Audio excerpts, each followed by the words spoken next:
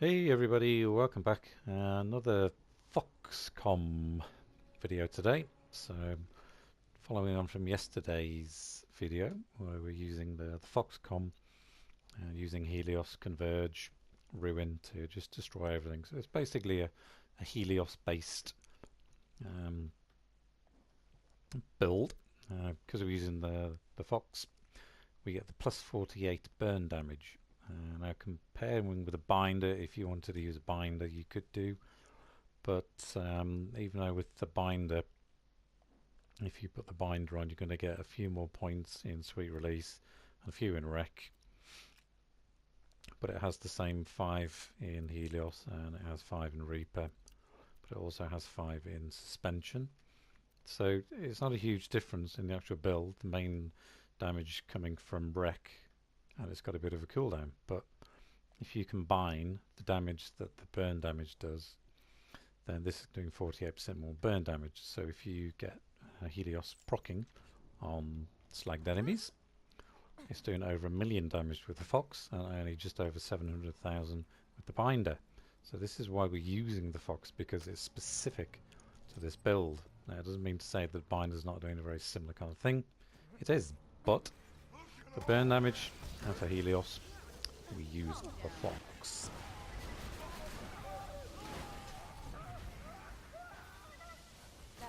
So we'll just do a quick lap around Sawtooth. Obviously this place is completely different to an indoors area like the Bloodshots and stuff, because obviously subsequence can just bounce around the walls and it's a lot easier to group things up. It's not so easy to group things up around here. A lot more difficult.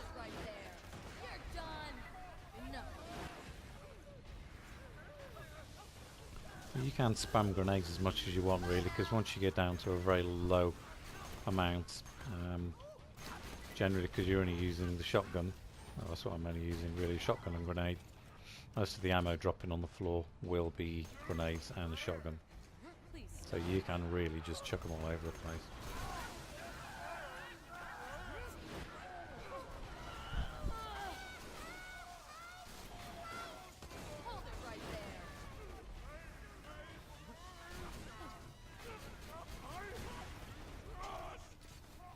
But the Foxcom actually does turn this shotgun into a real beast as well, because the extra burn damage, it really is a very powerful shotgun.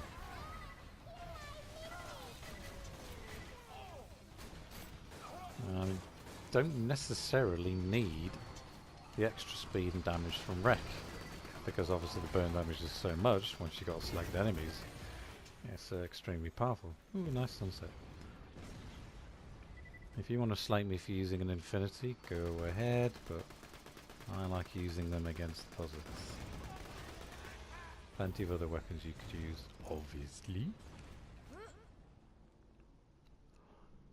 So this is where it all kicks off, down in the base, and there's a lot of big enemies around here. We'll try and group up as many as we can, but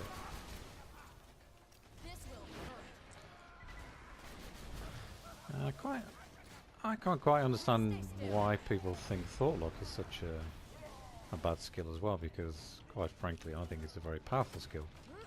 I think it's more down to personal preference. If you don't want to use it, you don't like it, you don't use it, but there's absolutely nothing wrong with using it in bandit areas. Absolutely nothing at all.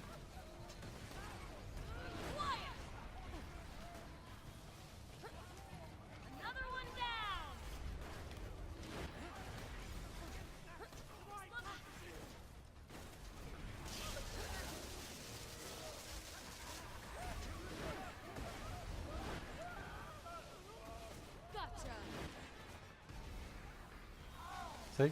Over 1,000,000 damage and it's just going to die. So it's actually it's very effective with Helios.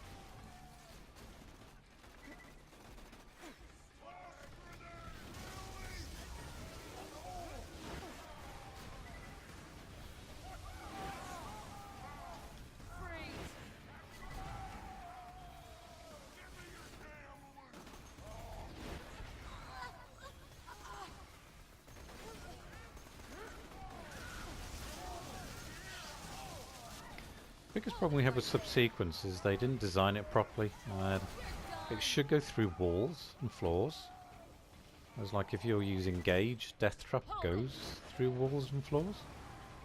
So the actual Seeker from Subsequence should, in my opinion, really just go through walls and floors. Kind of strange they didn't do that. Hey, little midgets. No.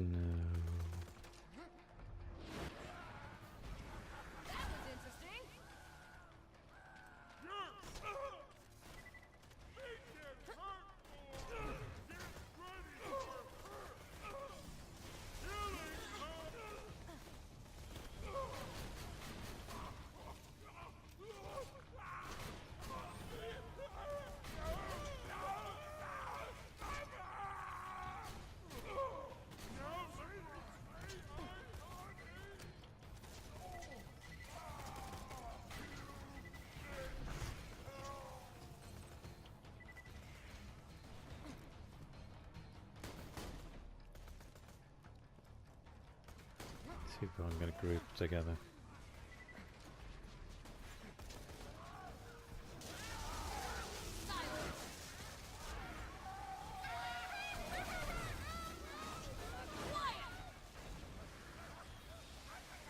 Yeah, I see there's ones above here.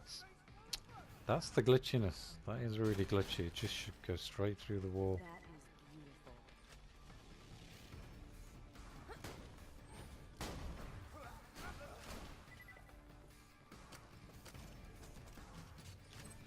No, loot midgets. No.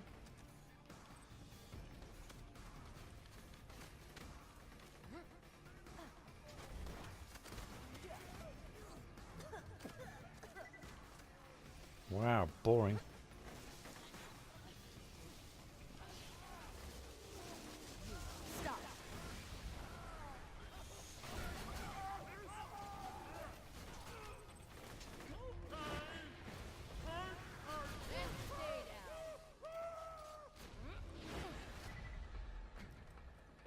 There, that must be a glitch as well. You see the way that he's not actually under thought lock, but he's still doing nothing. That has to be a glitch. Well, bug.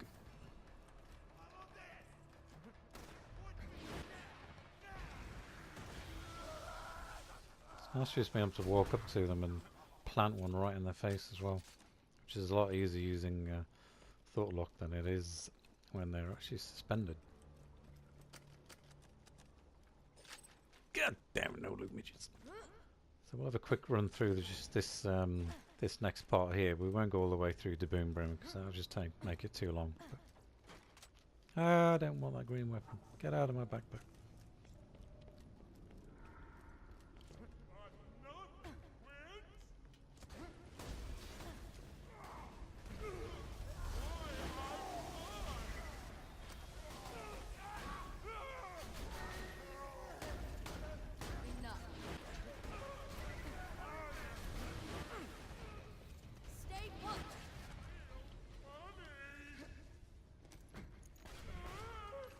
There's another one, like I say, that just stood there doing nothing. Not that I'm complaining, but yeah, it's definitely a bug in the game. So there's a Nomad Blaster over there. See if we can't get him shooting somebody else instead of me. No, it's a good job I'm beyond the barrier. Right. This is why I like Thought Lock. Go and attack them. Go on. Go and attack them. You're mine! Wow, he's just useless.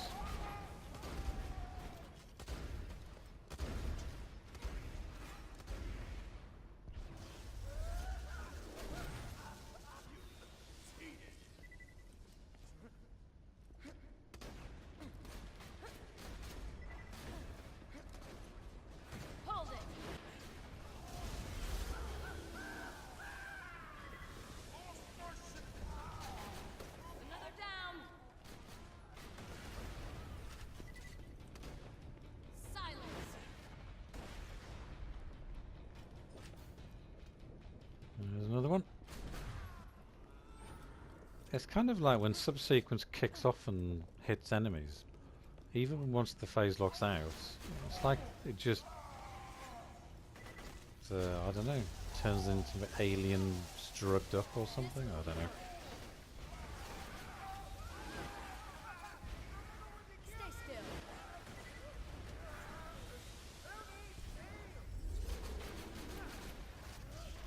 He ain't gonna die quick, is he? What, no legendary? Dare you.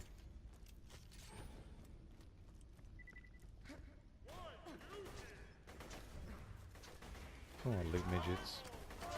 Out and play. Oh, I'm gonna die now.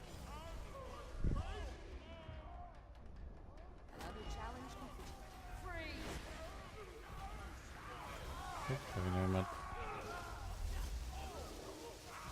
Oh, there's a big fight in a minute. Yeah, look at this. All the big boys are out.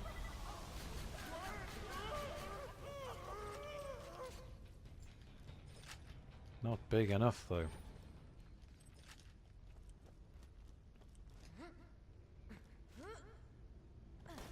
Jesus, this place is normally crawling with loot midgets. What's going on?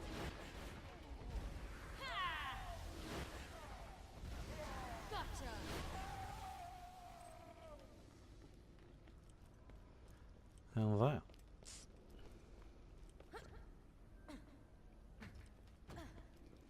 That is that. So once again, you can see the power of the actual fire damage itself is enough to compensate.